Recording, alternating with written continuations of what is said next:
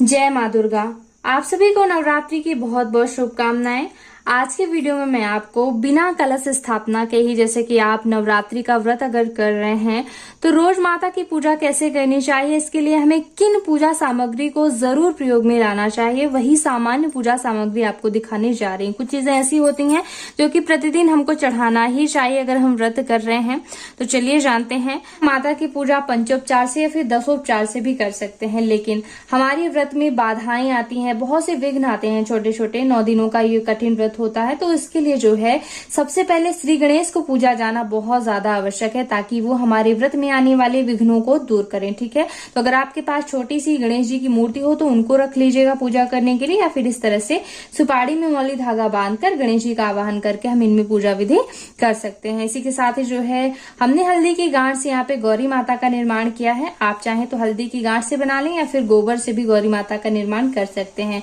और अगर गौरी जी नहीं भी बनाना चाहते हैं तो आप माता दुर्गा की भी जैसे कि पूजा कर रहे हैं, तो गौरी माता जो है दुर्गा माता का ही अवतार मानी जाती हैं, तो श्री गणेश रखना आवश्यक है और दुर्गा जी की तो पूजा होगी ही। ठीक है, आगे जो है हमें पंचोपचार से पूजा करने के लिए देखिए माता दुर्गा की पूजा में स्वच्छता का बहुत ज्यादा ध्यान रखना पड़ता है। कई बार वस्त्र बदल करके ही हमें पूजा करनी चाहिए, फिर भी जो है वस्त्र हमने कैसे पहने थोड़ा सा मन में शंका रहती है कि किसने स्पर्श तो नहीं किया। देखिए, तो उसके पहले हमें आचमन जरूर करना, चाहे हम रात्रि में पूजा करें, सुबह करें, दोपहर करें, जब भी हम पूजा करने बैठते हैं तो एक आसन बिछाकर बैठ जाना है और आचमन जरूर कर लेना है। ठीक है, तो ये हमने आचमनी ताम्र पात्र रखा हुआ है।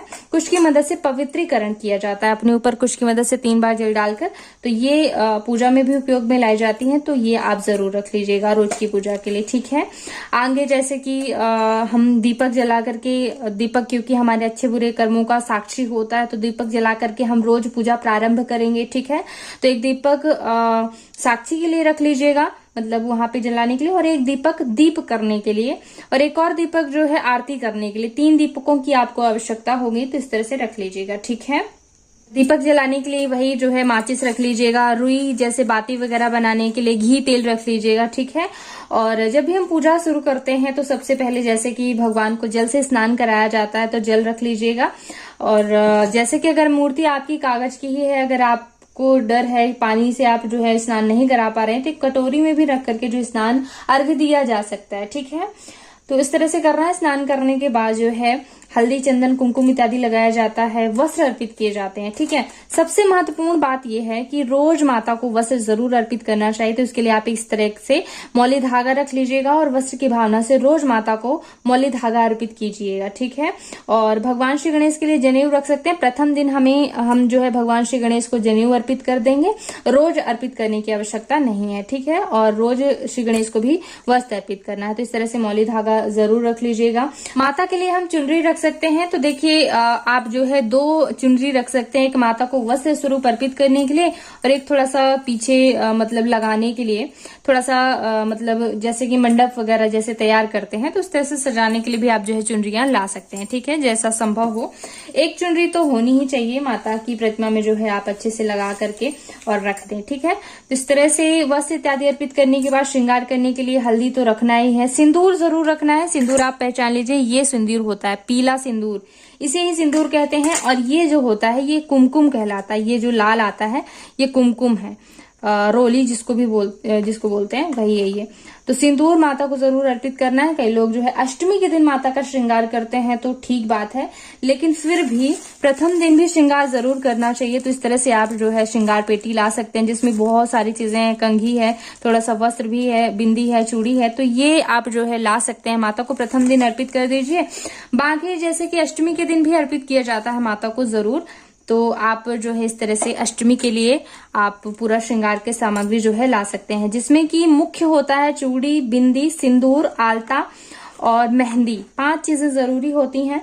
नहीं है 5 चीजें तो चूड़ी जरूर होनी चाहिए, चूड़ी, सिंदूर और बिंदी 3 चीजें जरूर होनी चाहिए। तो इस तरह से आप जो भी सामर्थ्य हो अष्टमी के दिन चढ़ाना चाहते हैं तो वो भी अच्छी बात है। ये ब्राह्मणी को दान कर देना चाहिए, एक सुहाग के रूप में ले सकते हैं, बाकी ब्राह्मणी को दान कर देना चाहिए। ठीक है, पूरी पूजा सामग्री। और ये जो है इसमें से आप सुहाग ले सकते हैं। ठीक है, तो प्रथम दिन भी चढ़ा सकते हैं, अष्टमी के दिन भी, कोई दिक्कत की बात नहीं। इसके बाद माता को श्रृंगार की सामग्री अर्पित करने के बाद पुष्प इत्यादि अर्पित करना चाहिए। तो आप चाहें तो रोज फूलों की माला ला सकते हैं, नहीं व्यवस्था हो पा रही है तो कोई भी फूल ले आइए। वैसे माता को लाल पुष्प अत्यंत प्रिय होते हैं, तो लाल गुलाब हो, गुड़हल हो, माता को अर्पित जरूर किया करें। वैसे एक फूल की व्यवस्था जरूर करें, लाल गुड़हल का फूल हो। ठीक है, इसके बाद जो है माता को भोग इत्यादि रोज अर्पित करना चाहिए। तो जो भी आपने मिठाइयां बनाई हो, प्रथम दिन जो है कोई खोवे की मिठाई बना लें, खोए की, या फिर कोई भी जो भी आप भोग लगाना चाहते हैं। अगर मिश्री का लगाना चाहते हैं, बतासे का लगाना चाहते हैं, आप कोई भी भोग रख सकते हैं। माता भाव की भूखी हैं, और आप मौसमी फल माता को अर्पित कर सकते हैं। ठीक है, तो इस तरह से रोज के लिए भोग के लिए चाहिए ही होगा। भोग अर्पित करने के साथ ही रोज क्या चीजें आपको आवश्यकता होगी, देखिए पान जरूर मंगा लीजिएगा, आप फ्रिज में रख सकते हैं। एक एक पान जरूर माता को अर्पित करना चाहिए, पान। और ये मैंने यहाँ पे रखी है लौंग, इलायची, सुपारी, हल्दी। ठीक है, तो ये माता को जरूर अर्पित करना है रोज। जैसे कि मैंने आपको शुरुआत में ही बताया कि कुछ चीजें तो रोज ही अर्पित करना चाहिए माता को। तो पान के ऊपर जो है लौंग, इलायची, सुपारी रख करके माता को रोज अर्पित कर सकते हैं आप। ठीक है, 9 दिन का खास व्रत है। और पान के साथ रोज आप दक्षिणा भी अर्पित कर सकते हैं। तो आप चाहें तो 5-5 के सिक्के रख लीजिए, रोज माता को अर्पित कर सकते हैं। इकट्ठा करके आप किसी कन्या को दान कर सकते हैं। अगर 5-5 भी नहीं है तो आप एक कम से कम, भले 1 रुपए का सिक्का हो, 2 रुपए का सिक्का हो, प्रतिदिन आप माता को दक्षिणा अर्पित कर सकते हैं। ठीक है, साथ ही अगर आप कोई पाठ करते हैं, जैसे दुर्गा सप्तशती का, या फिर देवी भागवत पुराण, या फिर जैसे कि 9 दिनों में रामचरितमानस का भी पाठ किया जाता है, सभी मनोकामनाएं पूरी होती हैं। उसका वीडियो भी मैंने दिया हुआ है कि कैसे 9 दिनों में समाप्त करनी, क्या पूजा विधि होती है। तो आप ग्रंथ रख सकते हैं, माला जप करते हैं तो माला रख सकते हैं। और कथा का वीडियो मैंने दिया हुआ है अपने चैनल पे, तो मेरे चैनल पे आके देख सकते हैं। नवरात्रि की मतलब 9 दिनों की एक कथा है, तो एक कथा आप 9 दिनों तक सुन सकते हैं। ठीक है, तो एक बार चैनल पे आके देख लीजिएगा। तो इस तरह से अंतिम दिन जो है हवन भी करना होता है, तो हवन की सामग्री जो है मैं आपको दे दूंगी, तो आप देख लीजिएगा। हवन का वीडियो भी मैंने बनाया है, पूरे सरल मंत्र बताए हैं, एकदम बहुत सरल और बहुत अच्छी विधि बताई। तो आके एक बार जो है आप हवन का भी वीडियो देख लीजिएगा और कमेंट करके बताइएगा नवरात्रि से संबंधित जो भी आप सभी के सवाल हैं। तो कोशिश करूंगी कि वीडियो के माध्यम से जो है आप सभी के सवालों के जवाब दे सकूं। इस वीडियो को देखने के लिए बहुत बहुत धन्यवाद। माता दुर्गा की कृपा आप सभी पर बरसती रहे। ओम नमः शिवाय।